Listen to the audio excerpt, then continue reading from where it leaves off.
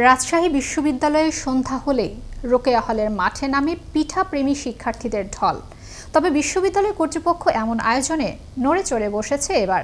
তারা বলছে, ছাত্রী হলের সামনে পিঠার এমন আয়োজন হতে পারে নিরাপত্তার জন্য হুমকি স্বরূপ। রাজশাহী থেকে মমিন ওয়াহিদ হিরোর তথ্য ছবিতে থাকছে বিস্তারিত। সকাল গড়িয়ে বিকেল হলেই রাজশাহী বিশ্ববিদ্যালয়ের ছাত্রছাত্রীরা বিভিন্ন দল উপদলে বিভক্ত হয়ে জড়ো হতে থাকে রোকেয়া হলের সামনের মাঠে। সেখানে সুন্দর মনোরম প্রাকৃতিক পরিবেশে ছাত্রছাত্রীরা যেন আড্ডা দিতে পারে সেজন্য মাটির ওপর বিছানো হয়েছে বিভিন্ন আকারের ছোট বড় খেজুর পাটির সাথে বড় বড় ট্রিপল। আধো আলো আধো ছায়াতে বিছানো পার্টিতে আরাম করে বসে খুশ গল্পে মেতে উঠছেন ছাত্রছাত্রীরা। আমরা মাঝে মধ্যে আসি, তা আসে এখন খাওয়া দাওয়া এনভায়রনমেন্টটা খুব ভালো, একটা জমজমাট পরিবেশ।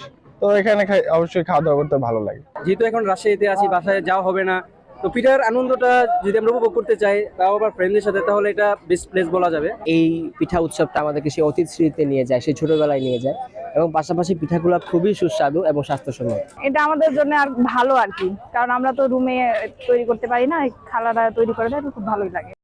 আমাদের তো এখানে ভালোই লাগছে, কিন্তু বাসার মায়ের হাতের মতো পিঠা তো এখানে পাওয়া যাবে না, তো এই জন্য কিন্তু এখানে আবারও ভালো। আর দোকানের কর্মচারীরা তাদের কাছ থেকে অর্ডার নিয়ে পৌঁছে দিচ্ছেন পছন্দ মতো গরম পিঠা, আর তার সঙ্গে রয়েছে হরেক রকম ভর্তা। পিঠার এই আয়োজন শুরু হয় প্রতিদিন বিকেল 4টা থেকে, বলছেন এই পিঠা বিক্রেতা।